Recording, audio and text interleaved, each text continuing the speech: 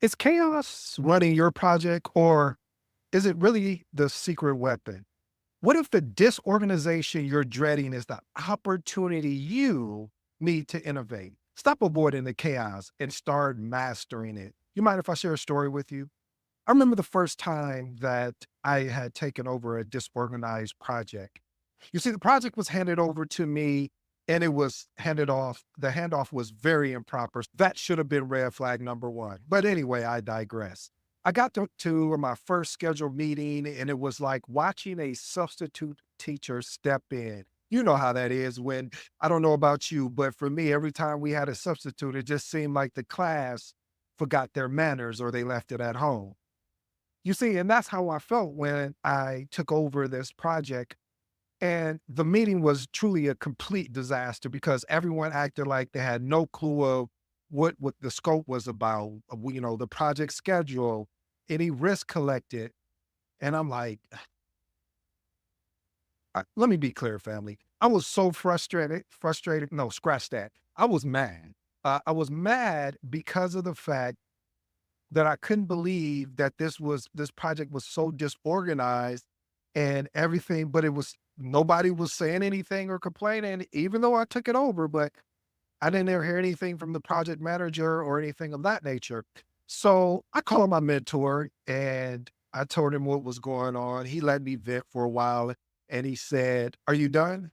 And I said, Yeah." He said, "Well, this is why they hired you to solve the problem." I was like, "But the communication is bad. The project schedule only had a couple lines." And my mentor said again, "I thought you were done. You are the project manager, and some of the most important skill sets that are available and makes you great and exceptional basically is to lead, communicate, and solve problems. Yes, there are more soft skills like facilitation, like having the ability to manage it properly, sales, etc. But right now you need to solve the problem and communicate the problem effectively, then lead the team to execute on the problem." Family, the moral of the story is that I don't care what organization you go to, there are going to be some organizations that are so organized or I should say projects are so organized, and then there's going to be others that are not so organized. And that leads me to point number one. Understand that chaos is inevitable, meaning projects rarely follow a perfectly linear path.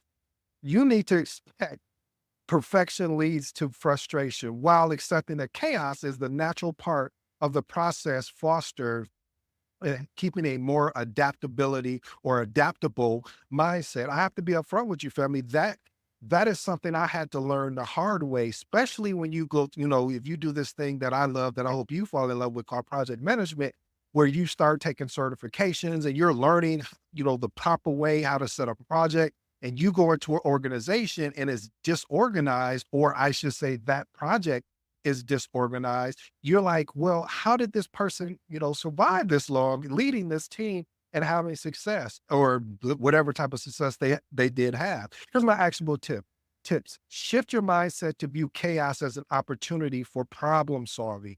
Again, family, this is why I love this thing called project management, because problem solving is a transferable skill. I don't care if it's your personal life or a business, having the ability to look at chaos as an opportunity for problem solving.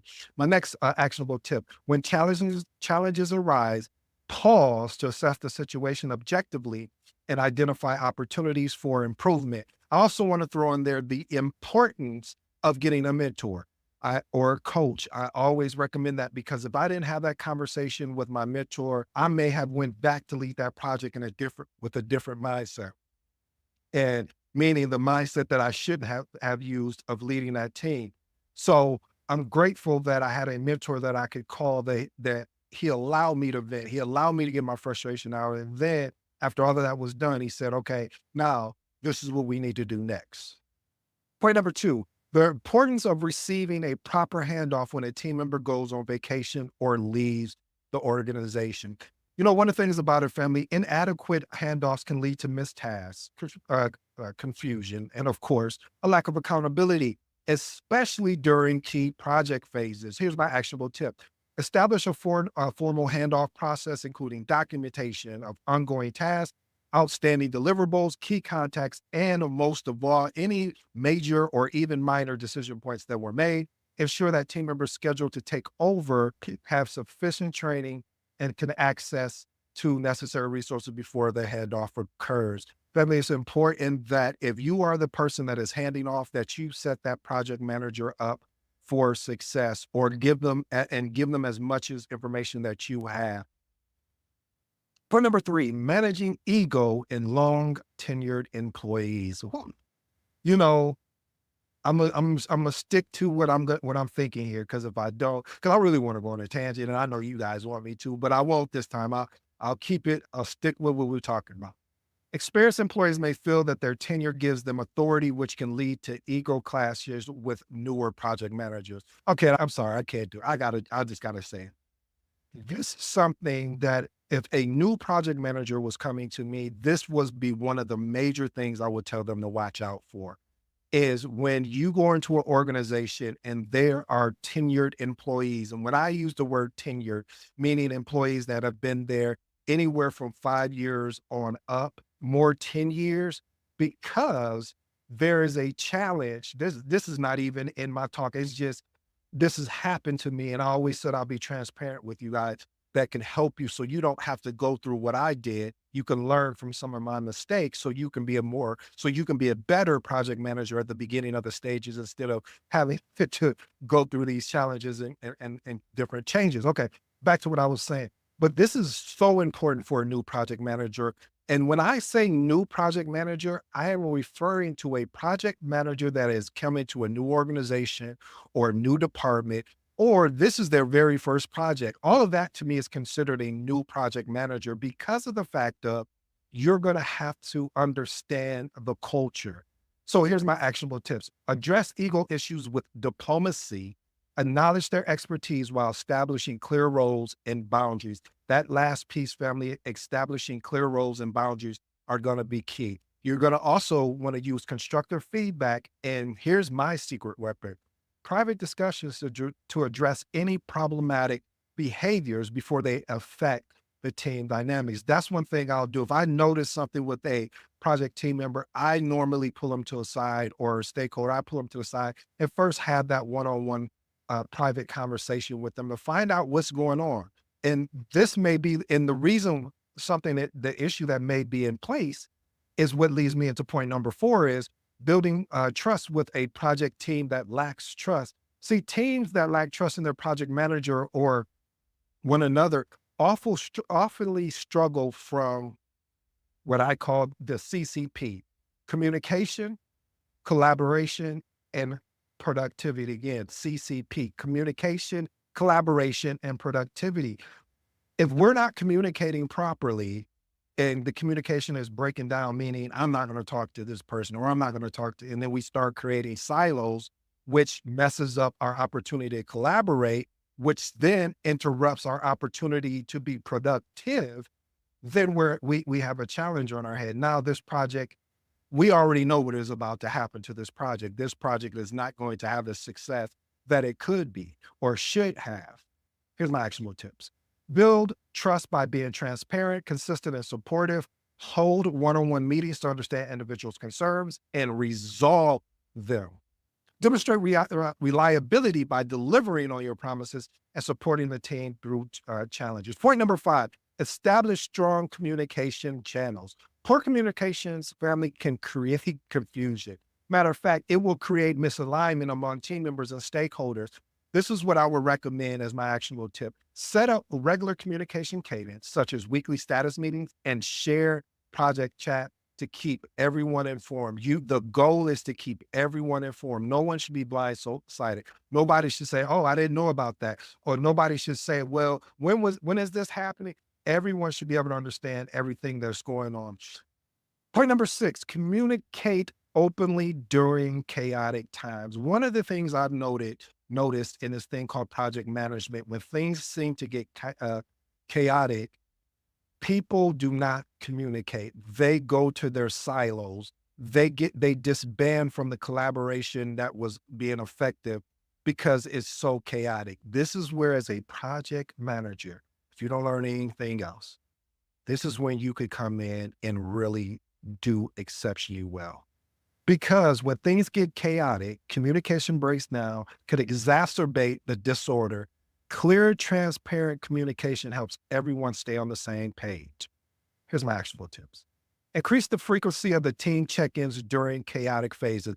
Family, I would perform so many check-ins when I noticed the project was getting extremely chaotic. And I wasn't trying to tamper down the chaos. What I was trying to do, oh, I like this. Watch this, family. I was trying to keep the team member, or I should say the project team, still focused, even though we're in a storm of chaos. It's like you're in the eye of the storm, but you still got to keep focused, keep executing, keep moving forward. And eventually the chaos will, simmer down. Here's my next actionable tip. Encourage team members to share updates, concerns, ideas, and creating an environment where everyone feels heard and informed. Point number 7, foster a culture of transparency and feedback. Listen, family, when issues are hidden or ignored, disorganization over time will start to fester and compound over time. This is why I always tell you, we want to get to the root, not the surface layer of what's going on. Anytime we attack a surface layer problem, we waste our time. But when we attack the root, we automatically knock out the surface layer because now we find out what the real reason of why we're not getting the proper support on the project. Why is things going? Why are we over budget or why are we not on time? Here's my actionable tip. Encourage team members to provide continuous feedback and raise concerns early. And my next one is regular review process to identify what's working, what isn't.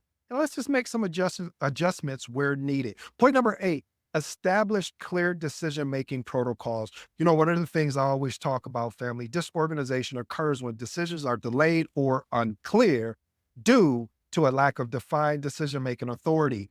One of the actionable tips that I would recommend is a RAID Q log. If you don't know what that is, the acronym stands for risk, action items, issues, decisions, and questions.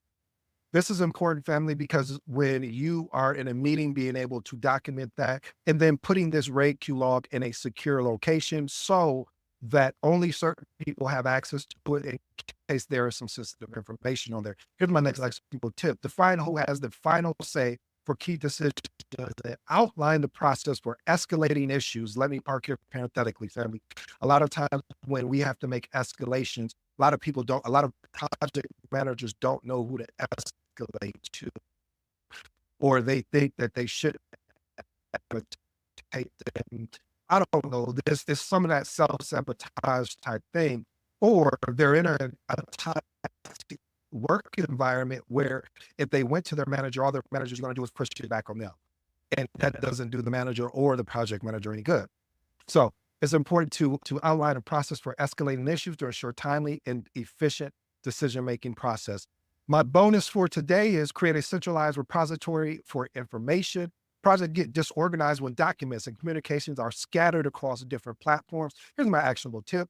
Use a shared drive or project management tool where all documents, timelines, updates are stored in one location for easy reference. Here's my 3 transformational remarks, family, and I'll let you be on your way. Point number 1, understand that chaos is inevitable. I don't know why I struggle with that word, but inevitable. Expecting perfection leads to frustration. While accepting that chaos is a natural part, but again, family, we have to shift our mindset to view chaos as an opportunity for problem solving. Point number 2, managing ego in long tenured employees. Listen, experienced employees, they sometimes feel that they have the authority, like you don't know what's going on here. You don't know how to lead a project. And it's just one of those things, especially for my newer project managers, you guys are going to be up against until you start getting some small wins. And then they start developing trust in you and say, okay, uh, we believe this project manager knows what they're doing. Actionable tip, address ego issues with diplomacy, acknowledge their expertise while establishing clear roles and boundaries. And my last and final tip, or I should say transformational remark, communicate openly during chaotic times. Family, do not try to hide. Be very transparent, be very open, be clear about in your communication. This allows everyone to stay on the same page. My actionable tip is encourage team members to share updates and concerns and ideals, creating an environment where everyone feels safe and heard. Well, family, I hope you enjoyed today's episode. I go by the name of ED. For you smart and intelligent folks out there, that just simply means Ed. Until next time.